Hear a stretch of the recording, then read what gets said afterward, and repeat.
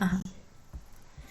Referensiya ümumiyyətlə kitabların hazırlanması üçün olan bir bölmədir. Kitabların mündəricatıdır, ədəbiyyat siyahısıdır, ondan sonra dipnotların əlavə edilməsidir və s. Gəlin birinci kitabın üzdüyünü qoyaq, üz əlavə edək. Üzdüyü demişdik insertdən cover page-dəndir. Cover page-ə vururam.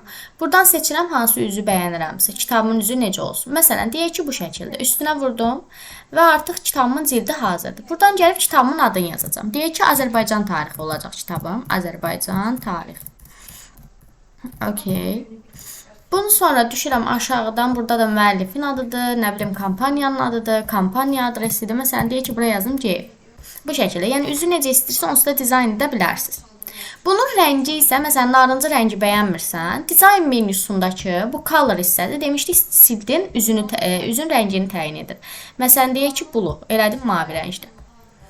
İndi bu hissədə mənim mündəricatım olacaq. Kitabın ilk səhifəsində adətən mündəricat olur, düzdürmü? Mən düşürəm aşağıya. Yeni səhifələr açıram, deyək ki, yeni səhifə açmanın qısa yolu nə idi Zəhra? Ctrl Enter. Ctrl Enter. Enter, bəli. Ctrl Enter-i 1, 2, 3 dəfə vururam. Yeni səhifələr açdım, deyək ki, 3 dənə. Gəlirəm mən bura, burada mənim artıq mətnim olacaq. Gedirəm deyək ki, Google-a, təbii ki, kitab yazanlar özləri bir-bir oturub yazırlar. Mənsə buradan ilə yazacağam. Adi Google-dan götürüb yazacağam. Yazırdım, məsəl üçün, Azərbaycan tarixi. Daxil oldum buradan. Birincisi Azərbaycan tarixi sözünü buradan kopyalayıram. Bax, buradan kopyalayıram belə. Ctrl C ilə. Alt tabla keçid edirəm. Ctrl V ilə buraya yapışdırıram. Bunun hiperlinkini bağlayıram. Bunu eləyəcəm başlıq 1. Home menüsündə mənim başlıqlar hissəm var. Gəlib seçdirəm bu sözü. Edirəm başlıq 1 ki, mündəricatımda bu başlıq kimi görünsün. Ctrl E ilə də lap qoydum mərkəzə. Sonra Enter ilə düşürəm aşağı. Gedirəm Google-a, yenə Azərbaycan tarixi haqqında məlumat gətirəcəm. Amma bu dəfə normal sənəd kimi, başlıq kimi yox. Adi onun haqqında məlumat olacaq. Gəldim Google-dan, deyək ki, seçdirdim buradan. Aşağı düşdüm. Bura qədər yetərdi. Ctrl C ilə kopyaladım, alt tabla keçid elədim və ilə yapışdırdım. Hiperlinkləri də yenə bağladım bu şəkildə. İndi düşürəm buradan, deyək ki, ikinci başlığımı verəcəm artıq. Gəlirəm Google-dan, deyək ki, elə adım mənşəyi olsun. Seçdirdim bunu, kopyaladım, keçid elədim və yenə yapışdırıram bura. Hiperlinki yenə bağlayıram. Artıq buna edirəm heading 2. Seçdirdim, vurdum heading 2-yə. Ctrl ilə də qoydum mərkəzə. Düşdüm Enter-lə aşağı.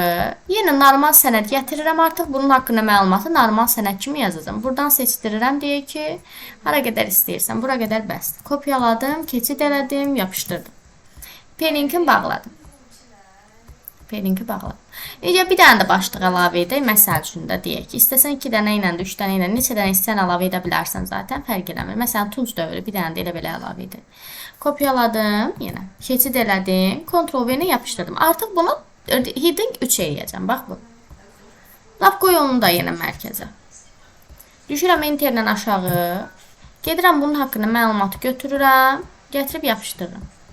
Deyək ki, buradan bura qədər. Kopyaladıq, keçid elədik, yapışdırdıq. Ctrl V. Hiperlinkini yenə bağladım. Hepsi bəsdir. İndi gəl mündəricat hazırlayaq. Mündəricat üçün yenə mən buraxdığım boş səhifəyə gəlirəm. Buradan references bölməsinə tıklayıb ən birinci Table of Content mündəricat üçündür. Table of Contentdən mən növ seçirəm. Bax, birinci, ikinci növ başlıqlarlandır deyə bizə lazım olan bu ikisidir. Yəni, bu ikisindən istifadə edə bilərəm. Deyərsən, niyə üçüncüdən yox? Çünki üçüncü fəsillərə, bölmələrə böldüyündə, bir bölmə falan yazdığında, bölmə 1 falan, o zaman bundan istifadə edə bilərsən. Vururam heading 1, heading 2 olanla, məsələn, bu ikinci olsun. Üstəyə baxın, bu şəkildə mündəricat hazırdır. Bir dənə buradan qalan bizə Table of Content sözünü silib, mündəricat yazmaqdır. Azərbaycan eləyim bunu da. Mündəricat. Bunu da qoyuram Ctrl E ilə mərkəzə lap belə səliqəli qalsın. İstədiyin rənglə də rəngləyə bilərsən bu arada. Başa düşdünmü bunu? Bəli. Əla. İndi gəl belə eləyək. Məsələn, bax səhifəliyiblər bunda. Azərbaycan tarixi deyir ikinciləri. Gəl bir dənə bu kitabı səhifələyək. Insertdən demişdik page number səhifələyir. Deyək ki, aşağıdan səhifələsin. Seçirəm bir növ. Deyək ki, olsun bu şəkildə. Səhifələnmə yetərlidir. İndi məsələn sənə belə bir şey deyə bilərlər ki, deyirlər ki, mən istəyirəm ki, bu cildin birinci səhifə olsun, 1 olsun. İkinci səhifə isə artıq 2-dən başlasın, düzdürmü? Bunu necə edə bilərik? Bunun üçün daxil oluruq insertdən page number, format page number. Format hissəsindən başlamanı 1 yox, dəyişib edirəm 2-dən başlasın. Okey eləyirəm. Ifsyo. Bax bu mənim artıq birinci səhifəmdir. Buna səhifə düşmür çünki üzdür. Amma digəri gördüyün kimi 2-dən başlayır. Amma biz problemimiz olacaq ki, burada görəcək mündəzatım qarışıb. Bax Azərbaycan tarixi deyir 2-ci səhifədədir. Mən baxıram Azərbaycan tarixi burada 3-cü səhifədədir. Bəs bunu necə düzəldəcəyik?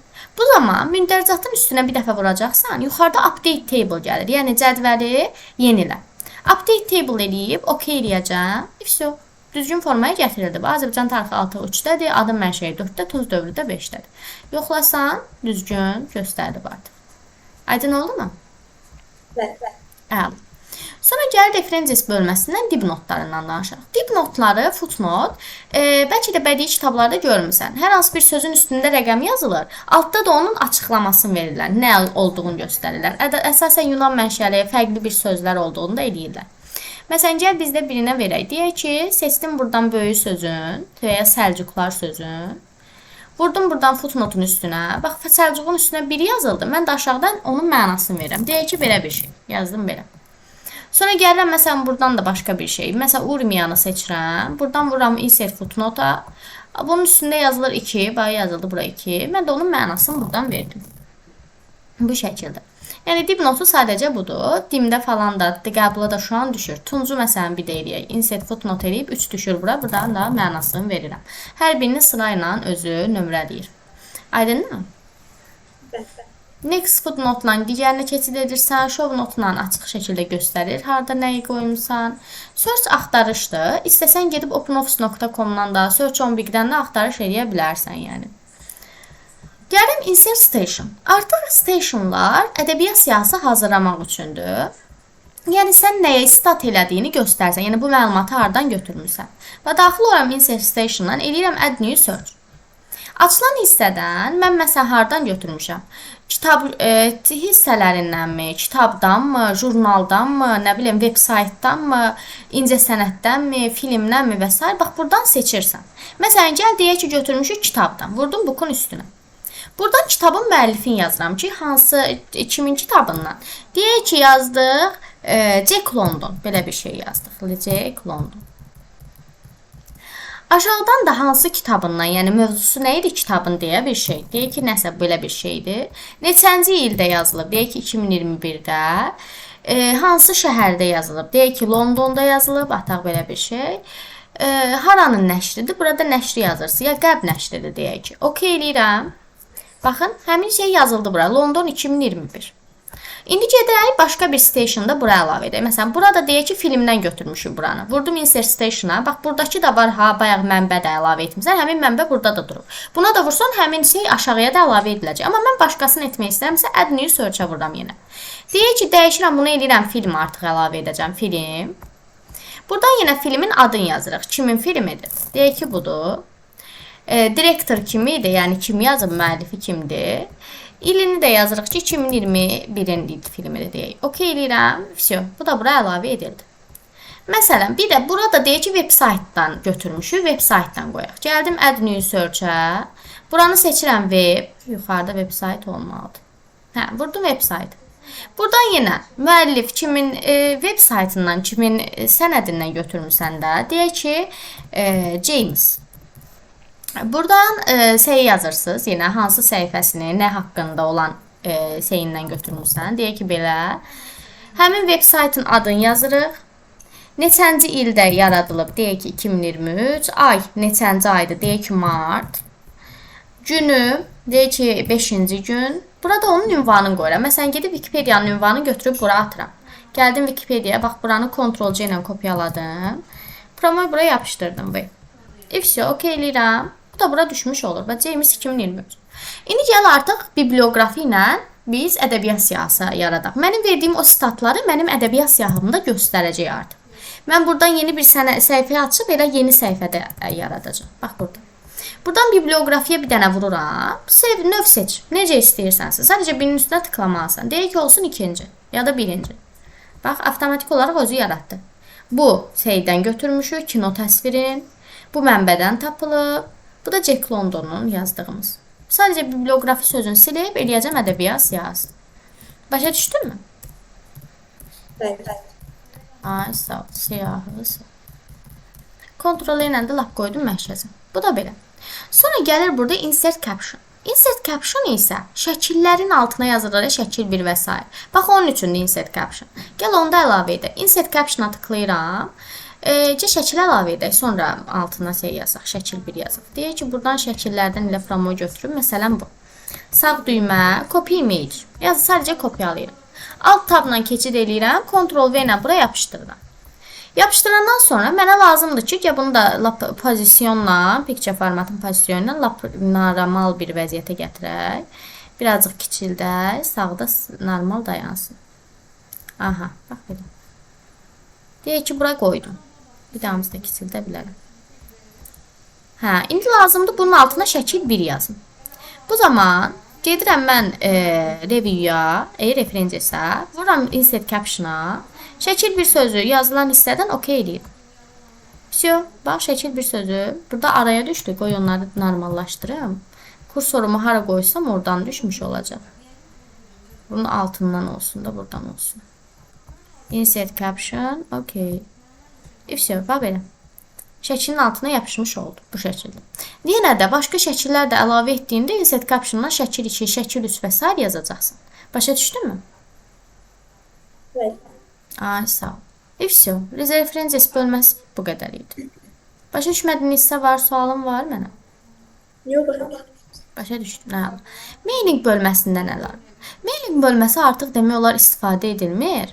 Mailing bölməsindən bizim yazdığımız mətnləri, kitabları və s. baxış üçün istifadə edirlər. Məsələn, email mesajı kimi baxaq. Necə görünəcək email atdığımda və ya envelopes kimi, məktub kimi baxa bilərsən, labels kimi, təbrik kartı kimi baxa bilərsən. Amma bir şey deyim ki, təbrik kartları sadəcə 2 səhifədən ibarət olduğu üçün bunun üstünə vurduğunda da artıq o yox olacaq. Çünki bax mənə deyir 2 dənə səhifə olmalıdır. Bax artıq mənim şeyim yox oldu kitabım. Çünki kitabım 15 səhifədən ibarət idi. Bax mənə deyir ki, olmaz. Bax okey elədim deyə ləğv oldu. Kitabım getdi. 2 səhifə olmalıdır labelslər, təbrik kartları deyə. Bu zaman olmur. Başa düşdünmü? Geri qaytardım Ctrl Z-lə. Bildinmi fərqi? Bəli. Aha, direktor üçün baxa bilirsən, normal Word sənədinə çevirib bax və s. Yəni bu şəkildə istifadə edilir. Mailingdən əvvəl göndərirdilər maillərə falan, artıq ehtiyac yoxdur. Bu da belə. Başa düşmədiyim hissə yoxdur ki? Yox. Əla. O zaman gəl sənə arayış yazmağı öyrədəcəm mən bugün. Bir də arayış yazacağıq. Əvvəlcə bunu tətbiq eləyək. MDB'si 8.